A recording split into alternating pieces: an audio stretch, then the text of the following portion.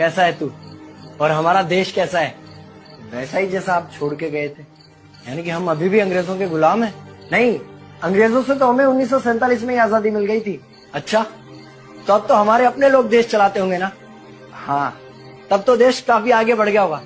जब हमारे अपने लोग देश चला रहे हैं तो गरीबी और भ्रष्टाचार का तो नाम ही नहीं होगा। सबको बराबर हक दिया जाता होगा, किसानों और मजदूरों का अच्छा ध्यान रखा जाता होगा ना? नहीं, ऐसा तो कुछ नहीं है। तो कैसा है बताना मुझे। कैसे हमारे अपने नेता, हमारे आजाद भारत के नेता, 100 साल हो गए मुझे गए हुए, बताना। हमारे अपने नेता वो तो अपनी जेबें भरने में लगे हुए हैं।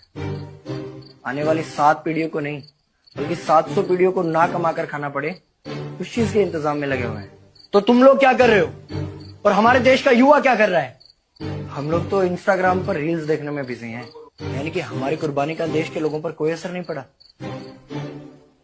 देश के लोगों में कोई देशभक्ति नहीं, कोई देश प्रेम नहीं।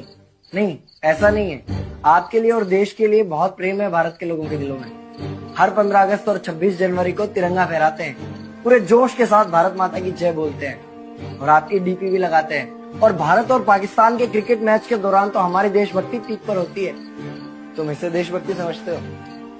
तो फिर क्या है देशभक्ति? अगर तुम्हारी देशभक्ति समाज को सुधारने में, गरीबों को अच्छी शिक्षा या बराबर का हक नहीं दिलाती तो कोई काम की नहीं है तुम्हारी देशभक्ति।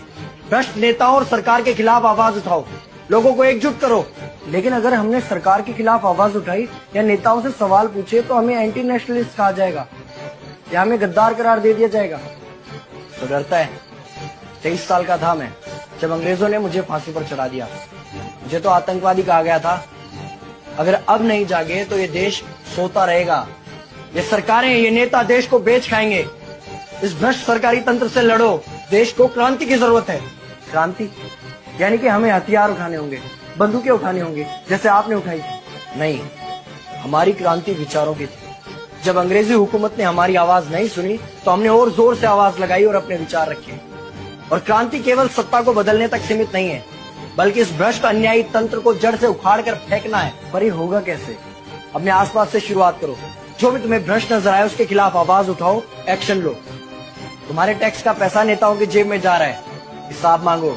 अपने वोट का सही इस्तेमाल करो, लोगों को जागरूक करो और इस देश को आजाद करवाओ। इंकलाब जिंदाबाद, इंकलाब जिंदाबाद।